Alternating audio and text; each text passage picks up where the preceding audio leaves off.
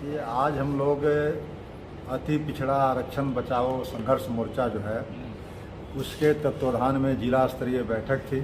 उसी क्रम में हम लोग आए थे द्वारिका विवाह भवन में। वो संपन्न हुआ। संपन्न होने के बाद आज आप लोगों की तरफ से मुखातिब होते हुए कहना ये है कि हम लोगों ने एक 5 सूत्री प्रोग्राम के लिए कर्पूरी ग्राम, जो कर्पूरी जी की जन्मस्थली है समस्तीपुर, वहाँ से पदयात्रा कर रहे हैं 2 अक्टूबर यानी गांधी जयंती के अवसर पर।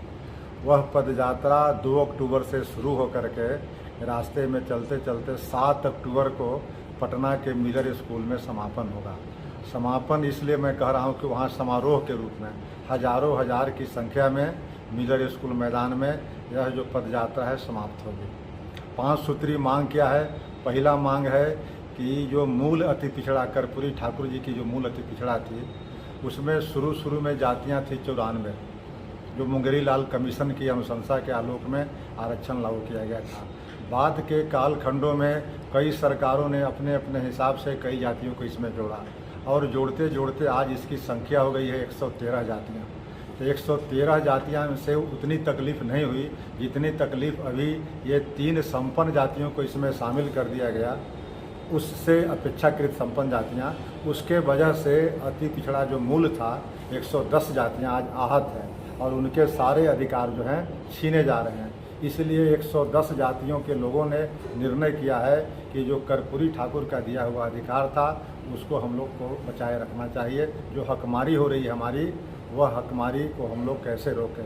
इसलिए पहला सूत्री मांग है कि तेली, तमोली और दांगी जो है, जो कोयरी का एक विकसित जातियां हैं दांगी, उन तीनों जातियों को मूल अति पिछड़ा की श्रेणी से बाहर किया जाए और अगर सरकार चाहती है तो उनको एक अलग ग्रुप बना दिया जाए और ग्रुप बना करके संख्या के अनुपात में उसको आरक्षण दिया जाए ताकि हमारी हकमारी रुक सके।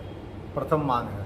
दूसरी मांग है कि आए दिन अति पिछड़ा वर्ग के भाइयों और बहनों के साथ हत्या की, लूट की, अपहरण की, अत्याचार की, बलात्कार की घटनाएं घटती हैं। तो इसको कमी करने के लिए हम लोग चाहते हैं कि शेड्यूल कास्ट और शेड्यूल ट्राइब्स एट्रोसिटीज एक्ट जो है अत्याचार निवारण कानून, उसी के तर्ज पर अति पिछड़ा अत्याचार निवारण कानून बने ताकि इनकी हिफाजत हो सके। तीसरी मांग है कि जो बिहार राज्य पंचायती व्यवस्था या निकाय में जो 20% अभी आरक्षण प्रदत्त है अति पिछड़ों के लिए, उसको बढ़ा करके 33% किया जाए। क्योंकि अति पिछड़ा में हिंदू और मुसलमान दोनों हैं और दोनों को मिला करके आबादी आज अगर देखेंगे तो वो लगभग 45-46% है आबादी हिंदू मुसलमान का, वो पुराना आंकड़े के मुताबिक। आज की आंकड़ा हो सकता है कि 50% से भी बढ़ गया हो। तो यह तीसरी मांग है कि 20% से पंचायती राज में आरक्षण बढ़ा के 33% किया जाए। और चौथी जो मांग है कि अभी रोहिणी कमीशन जो दिल्ली में बनी थी, मंडल कमीशन के लागू होने के 31-32 साल हो गए। उसके उपरांत भारत की नरेंद्र मोदी की सरकार ने 2017 अक्टूबर में एक आयोग बनाया था जिसका नाम था रोहिणी आयोग। वह मंडल कमीशन से उपजे जो ये था विसंगतियाँ थी उसको दूर करने के लिए, कैटेगराइजेशन के लिए, वह 6 महीने के लिए आयोग बनी थी। 6 महीने में आयोग को रिपोर्ट देना था, लेकिन बार बार 6 महीना का विस्तार देते देते 14 बार विस्तार हुआ। अब जाकर के विस्तार की अवधि समाप्त हो गई और 31 जुलाई 2023 को वह रिपोर्ट भारत सरकार के राष्ट्रपति के यहाँ सबमिट हो गया। हम लोग चाहते हैं कि वह जो रिपोर्ट जो है उसको सार्वजनिक किया जाए और उसको लागू किया जाए। उससे क्या होगा कि जिस तरह से बिहार में अति पिछड़ा और पिछड़ा है और बिहार सहित लगभग 11 प्रदेशों में है, तो भारत के स्तर पर भी अति पिछड़ा और पिछड़ा का वर्गीकरण हो और संख्या के मुताबिक वहाँ भी 18% आरक्षण अति पिछड़ों को ले दिया जाए, ताकि मंडल आयोग के जो रिपोर्ट आए हैं उससे प्रमाणित हुआ है कि लगभग 1.5 दर्जन जातियों को उसका लाभ मिला है और 3000 से अधिक जातियाँ जो है आज उसको लाभ नहीं मिला।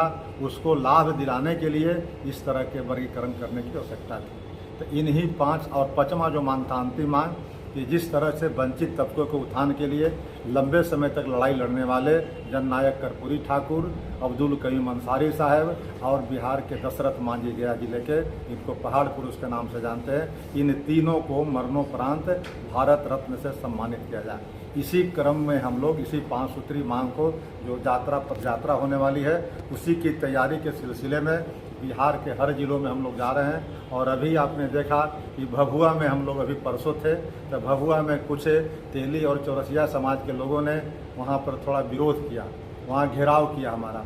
वहाँ भी मैंने डट कर के इसका जवाब दिया कि मैं घेराव नहीं